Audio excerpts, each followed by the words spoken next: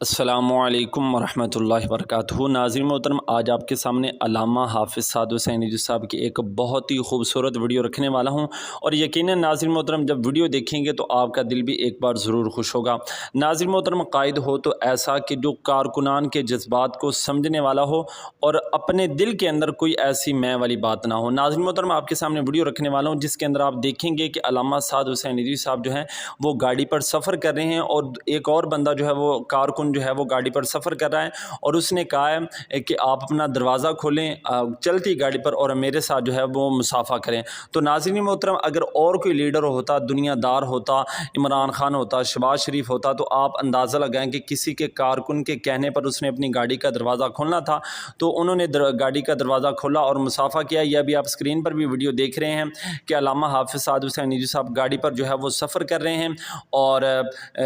ایک کارکن جو ہے وہ ان کو کہہ رہا ہے کہ آپ مصافحہ کریں، اور آپ بہت ہی محبت بھرے انداز کے ساتھ جو ہے